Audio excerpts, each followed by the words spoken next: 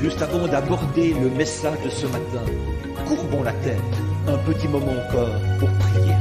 Dieu bien-aimé, nous sommes reconnaissants ce matin d'être le peuple qui est appelé de ton nom. Nous sommes très heureux que nous n'ayons plus à seulement imaginer une grande résurrection à venir. En effet, c'est maintenant une réalité pour nous, comme nous lisons cela dans ta parole. Et nous voyons que tu l'as promis, et ressentons dans nos âmes que Jésus vit.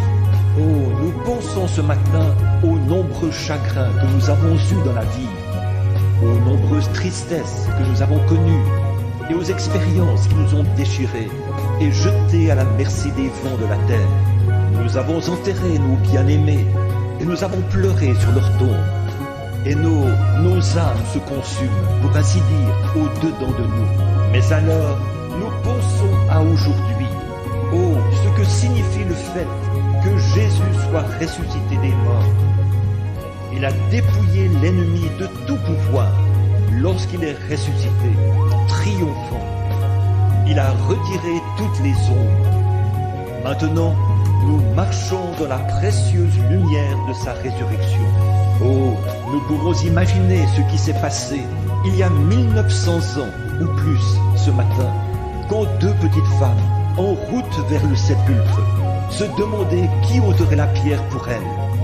Mais Dieu l'avait déjà ôté, et celui qui avait été retenu était ressuscité des morts. Et il s'est entretenu avec elles. Il leur a dit: allez dire à mes disciples et à Pierre que je les reverrai en Galilée. Oh, combien nous te remercions pour cette merveilleuse expérience par laquelle nous sommes encore témoins de cette résurrection et qui est tout aussi réelle pour nous maintenant qu'elle l'était pour elle ce matin-là. Parce qu'il est ressuscité des morts, pardonne-nous nos péchés et nos manquements, tout ce que nous avons fait ou dit ou même pensé qui était mauvais, Seigneur. Nous te prions de nous pardonner ces choses. Scelle-nous profondément.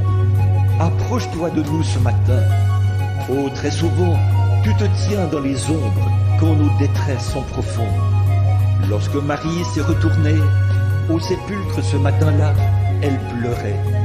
Et elle a entendu une voix derrière elle qui disait: pourquoi pleures-tu? Il se tenait juste derrière elle, observant ce qui se passait. Et lorsqu'il a prononcé son nom, son cœur a dû bondir de joie, parce que son Seigneur était ressuscité des morts. Oh, parle-nous ce matin, Seigneur. Donne-nous ta parole et ton esprit, et renouvelle notre assurance ce matin, alors que